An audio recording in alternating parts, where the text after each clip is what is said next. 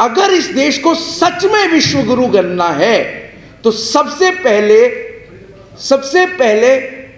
15% GDP का education पे खर्च करना पड़ेगा। यह भी समझ लीजिए कि एक ऐसी सरकार, क्रूर सरकार, जो मजबूर हो गई है लोगों को जिंदा रखने के लिए 80 करोड़ फैमिलीज को आने वाले 5 सालों के लिए राशन मुफ्त देने के लिए, वो सरकार पब्लिक प्राइवेट फिलैंथ्रोपी के नाम पे शिक्षा का निजीकरण करती है अगर, तो निश्चित तौर पे वो विश्व गुरु बनाने की बात नहीं कर रही है, विश्व गुरु के सामने घुटने टेकने की बात कर रही है। अगर सच में विश्व गुरु बनाने का मकसद होता जो कि एनईपी में लिखा गया है, तो वो नहीं होता जो उसमें हुआ है। आप उस चैप्टर को पढ़िए, ये वो चैप्टर है जहां भारत को विश्व गुरु बनाने की बात कही गई है।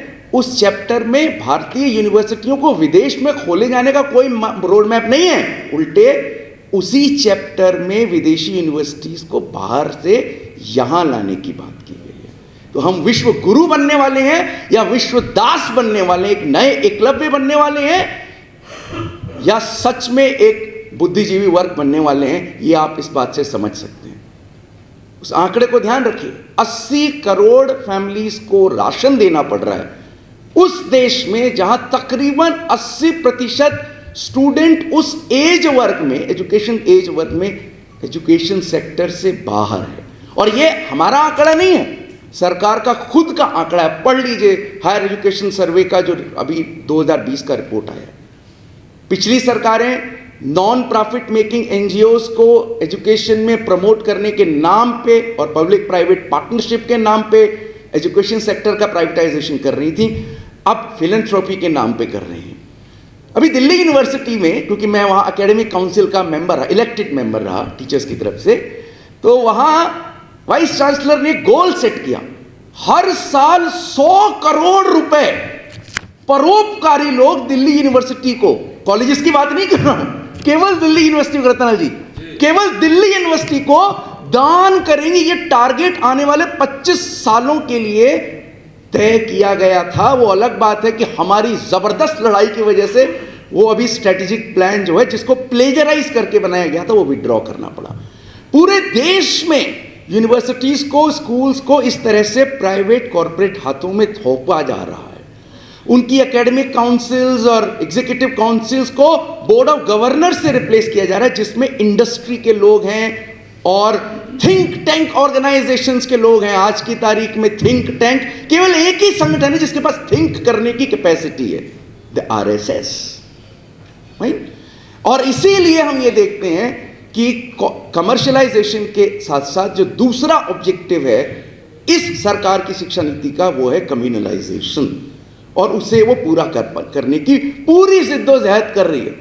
हर तरह का जो क्रिटिकल थॉट है उसे शिक्षा से गायब कर रही है, करने की कोशिश कर रही है। लगातार आप एनसीईआरटी के सिलेबस डिलीशंस की कहानी पढ़ लीजिए, और यूनिवर्सिटी में जिस तरह से नई सिलेबस में पुराने क्रिटिकल थॉट्स को डिलीट किया जा रहा है। और खास तौर से जो दलित आदिवासी क्रिटिकल थिंकर्स थे उनके चैप्टर्स को गायब किया जा रहा है, और फेमिनिस्ट थिंकर्स को गायब किया जा रहा है। जो सेक्युलरिज्म की बात करने वाले क्रिटिकल थिंकर्स थे, माइनॉरिटीज की बात करें, उनको गायब किया जा रहा है। इकबाल को गायब कर दिया गया,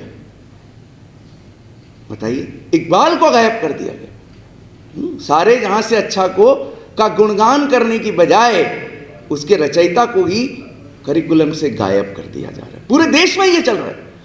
तो इसकी हमें जनता तक बात लेके जानी है।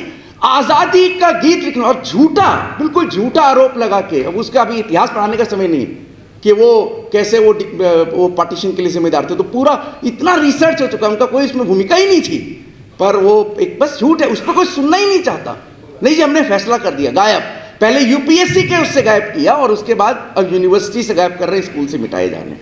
तो कम्युनलाइजेशन, और वो इस हद तक है, और वो सेंट्रलाइजेशन से जो उसका तीसरा जो फॉल आउट हो रहा है वो है, इस हद तक है कि पूरे देश में एक जैसी पॉलिसी बना देनी है, एक जैसी पॉलिसी, सब कुछ सेंट्रलाइजेशन। आप समझ लीजिए, उसका नुकसान मैं आपको बताऊंगा, पर पहले इसको समझ लीजिए, क्योंकि हम तभी इसका विरोध कर पाएंगे। स्कूल लेवल पे परख नाम की एक संस्था होगी जो तीसरी क्लास से जो नॉन बोर्ड एग्जाम थे उन सबको कोऑर्डिनेट करेगी ऑल इंडिया लेवल पे।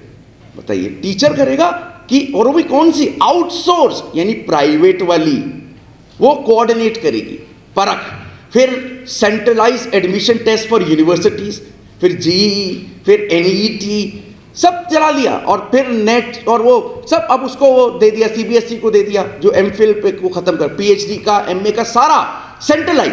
जबकि ये साबित हो चुका है, इतना रिसर्च हो चुका है कि जब सेंट्रलाइजेशन होता है एजुकेशन का, तो जितना स्थानीय ज्ञान है और जितनी रीजनल और लोकल भाषाएं हैं वो मरती हैं, और जो समाज की मेजॉरिटी है वो उससे गायब हो जाती है, क्योंकि वो उस ज्ञान से, उस भाषा से अपने आप को रिलेट नहीं कर पाती, और कोचिंग इंडस्ट्रीज फलती हैं, और उससे क्या होता है, जो उसका पैसा दे सकता है वही शिक्षा हासिल कर पाता है, बाकी लोग उससे बाहर हो। इसीलिए दिल्ली यूनिवर्सिटी का कैरेक्टर बदल रहा है। पहले कहां कहां के लोग आते थे, अब धीरे धीरे उसका, अब आप देख लीजिए बड़े बड़े शहरों के और पैसे वाले लोगों की जगह बनती जा रही है। देखिए क्या एडमिशन टेस्ट है जो कंप्यूटर पे होता है। उस देश में जब कंप्यूटर लिटरेसी बहुत कम है, 5-6%, वहां दिल्ली यूनिवर्सिटी में, और कितना जबरदस्त, नहीं केवल दिल्ली यूनिवर्सिटी में, सब जगह हायर एजुकेशन में एडमिशन होते हैं CUET के थ्रू, वो केवल CBSE बोर्ड के सिलेबस पे आधारित हैं, जो केवल 16% स्कूलों में फॉलो होता है, यानी बाकी के बच्चों को आपने पहले ही बाहर कर दिया। और दिल्ली की बात नहीं है, देश के बाकी इलाकों में तो दरअसल CBSE केवल एलीट प्राइवेट स्कूल्स में फॉलो होता है, उन सबको पहले गायब कर दिया। इसलिए हम सेंट्रलाइजेशन का विरोध करते हैं, कमर्शियलाइजेशन, कम्युनलाइजेशन, सेंट्रलाइजेशन। और ये सेंट्रलाइजेशन इतना घातक है, इसके उदाहरण मैं भी इतिहास नहीं पढ़ाऊंगा, हिटलर का बारे में पढ़ लीजिएगा, पर एक उदाहरण आपको देता हूं। सारी यूनिवर्सिटीज में UGC के थ्रू एक ऑर्डर आता है, विकसित भारत का वो जो सेल्फी पॉइंट बनाते हैं उसमें किसके साथ सेल्फी होती है, आज के राजा के साथ, जो आपको प्रजा बनाने वाला है, जो शुरू में कहा ना अभी। तो वो सेंट्रलाइजेशन एक घातक। उसका एक आखिरी उदाहरण दूंगा। उत्तराखंड में स्कूल के टीचर्स ने, जहां चिपको आंदोलन हुआ, पर्यावरण की स्थानीय पाठ्य पुस्तकें बनाई, वहां के उदाहरण और कहानियों से लेके उसको NCERT की किताबों से रिप्लेस कर दिया गया। आप बताइए। तो ये सेंट्रलाइजेशन का मामला है। फिर हम कहते हैं सोशल डिस्क्रिमिनेशन इन एजुकेशन को बैन करने की जरूरत है। लगातार ये प्रवृत्ति बढ़ रही है, लगातार, कि जब तमाम कोर्सेज में सीट्स रिजर्व कैटेगरीज की खाली रह जा रही हैं, और उससे भी बड़ी बात यह है कि इवन एजुकेशन सेक्टर में NFS की पॉलिटिक्स बढ़ती जा रही है। सूटेबल मेरिटोरियस कैंडिडेट्स को नॉन फाउंड सूटेबल करके निकाल दिया जाता है। NFS की संख्या लगातार बढ़ती जा रही है, और अब आपने देखा वो सरकार की मंशा को जाहिर करने वाली कमेटी थी, जिसको अभी दबा दिया गया है, जिसने डी नोटिफाई करने का, रिजर्व सीट्स को डी नोटिफाई करने का के लिए रेकमेंड किया था। अभी इलेक्शन निकल जाने दीजिए, वो रिपोर्ट लागू होगी। आजकल कोई ऐसी कमेटी नहीं बनती जिसमें सरकार के लोग वो हों जो सरकार के खिलाफ बोले। वो तो सरकार की ही राय थी, पर अभी इसको विड्रॉ कर लिया गया है। तो इसलिए हम ये भी कहते हैं कि किसी भी किस्म का discrimination in education must be stop, और उसके लिए जरूरी है कि सब लोगों को उनकी जरूरत के मुताबिक स्कॉलरशिप तो मिले ही, पर सबसे पहली कंडीशन है कि KG से लेके PhD तक की इंक्लूडिंग प्रोफेशनल एजुकेशन, सारी एजुकेशन फ्री ऑफ कॉस्ट, हम हिंदी में से बोलते हैं मुफ्त ही होनी चाहिए, और पूरी तरह से स्टेट फंडेड होनी चाहिए। इसके अलावा देश के पास कोई दूसरा रास्ता ही नहीं है इसको विश्व गुरु बनाने का। वैसे बाय द वे, हम विश्व गुरु क्यों बने? हर देश अपनी शिक्षा व्यवस्था अपने हिसाब से चलाएगा ना। पर आप देखिएगा, कोविड के टाइम में 5 देशों ने अपनी अपनी नेशनल एजुकेशन पॉलिसीज लागू की, क्योंकि वो वर्ल्ड बैंक की डिक्टेशंस पर लिखी गई, केवल उन पे कुछ स्थानीय बुद्धिजीवियों से भाषा परिवर्तन करा लिया गया, इसलिए बेसिक स्ट्रक्चर सेम है। फिर हम ये कहते हैं कि हमारा फोकस हमारी पब्लिक फंडेड यूनिवर्सिटीज को और स्ट्रेंथन करने का होना चाहिए। इस हालात में फॉरेन यूनिवर्सिटीज को इंडिया में लाने की कोई जरूरत नहीं है, बिल्कुल कोई जरूरत नहीं है। ये केवल यहां के लोगों को एजुकेशन लोन देने का एक जरिया है, ताकि उनको एक झुटलावा रहे, एक भ्रम रहे कि हम विदेशी यूनिवर्सिटी में पढ़ के आए हैं और वो एक नए एलिटिज्म का शिकार हो जाएं। जबकि विदेशी यूनिवर्सिटी में एक्चुअल में जब हम बाहर पढ़ने जाते हैं तो वहां के माहौल से हमें लाभ मिलता है, ना केवल वहां के टीचर से। अरे भाई, इंडियन हिस्ट्री को पढ़ाने के लिए रतनलाल जी ज्यादा बेहतर होंगे या जर्मनी में बैठा हुआ कोई? I don't know. So you need to go to Hindu college rather than to Harvard. I'm very clear about it.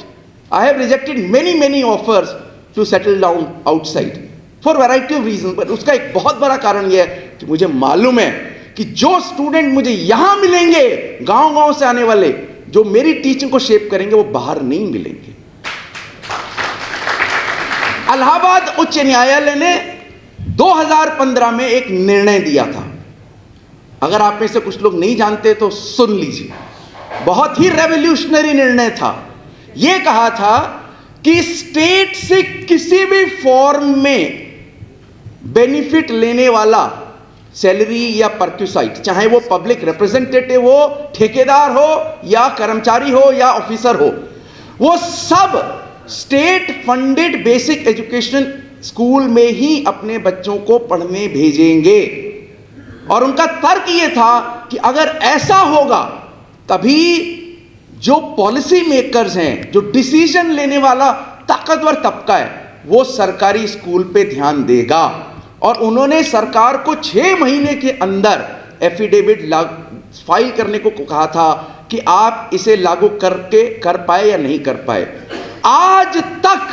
आज तक ना केवल उसमें कोई एफिडेविट फाइल हुआ है, कुछ भी नहीं हुआ है। हम ये कहते हैं ना केवल यूपी में, बल्कि एज ए फर्स्ट स्टेप, ये अल्टीमेट नहीं है, अल्टीमेट तो है common education system, but as a first step actually Allahabad उच्च न्यायालय का वो निर्णय एक नोटिफिकेशन के द्वारा सारे देश में लागू किया जाना चाहिए। हमारा यह भी मानना है कि सारे कॉलेजेस में और यूनिवर्सिटीज में स्टूडेंट्स और टीचर्स यूनियंस के इलेक्शंस कराए जाने चाहिए, उनकी बात सुनी जानी चाहिए। यह कहना इसलिए जरूरी है कि आज देश की तमाम यूनिवर्सिटी और कॉलेजेस में वो इलेक्शंस बैन कर दिए गए हैं। इवन जामिया मिलिया इस्लामिया यूनिवर्सिटी में तो जो टीचर एसोसिएशन का जो सेक्रेटरी थी, उसे सस्पेंड कर दिया इस सरकार ने। ये वो यूनिवर्सिटी थी जहां पहले इन्होंने दंगे करवाए और जब बाद में वहां के टीचर और स्टूडेंट्स ने उसका विरोध किया तो इन्होंने उस टीचर यूनियन के इलेक्शंस को ही बंद कर दिया। ये ऐसी सरकार है। तो हम ये कहते हैं कि अगर आपको इस देश को, इस तरह की तमाम मांगे हैं, अगर आप कहेंगे तो वो हम आपके साथ शेयर कर लेंगे मैनिफेस्टो, उसका पूरा कॉन्टेक्स्ट है। हमारा ये कहना है कि सारे राज्यों को अपनी एजुकेशन पॉलिसीज बनाने की ऑटोनॉमी होनी चाहिए, क्योंकि हम एक फेडरल स्ट्रक्चर वाले देश हैं। कॉन्स्टिट्यूशन का जो फ्रेमवर्क वो फेडरल फ्रेमवर्क है। एजुकेशन एक समवर्ती सूची यानी कंकरेंट लिस्ट का विषय है, पर धीरे धीरे केंद्र सारे विषय अपने हाथ में लिए जा रहा है, राज्यों के हाथ में कुछ भी नहीं छोड़ रहा है। इसलिए राज्य सरकारों, राज्य के लोगों के लिए जरूरी है कि वो अपने अपने सरकारों पे ये दबाव डालें कि आप अगर हमसे वोट मांगने आए हो तो पहले ये सुनिश्चित करो कि आप दिल्ली से दिए हुए फरमान पे नहीं, हमारे द्वारा दिए हुए आदेश, जनादेश के आधार पर अपने राज्य की शिक्षा नीति खुद बनाओगे। ये हमारी डिमांड है। और बिल्कुल आखिर में मैं ये कहूंगा कि हम ये भी कहते हैं, इसलिए ये सबसे पहली शर्त है कि ये जो सेंट्रलाइज इंपोजिशन है of FYUP 4 year degree programme, केवल सालों का सवाल नहीं है, उसमें बहुत सारी गड़बड़ियां हैं। FYUP, CUET, नीट, JEE, इस तरह की जो बायस्ड, सोशली बायस्ड और सेंट्रलाइजिंग एडमिशन पॉलिसीज हैं, उनको रद्द करके राज्य स्तर पे उनको चालू किया जाना चाहिए। इन सब बातों के साथ मैं अपने आप को यहाँ विराम देता हूँ। शुक्रिया एक बार फिर से ये मौका देने के लिए।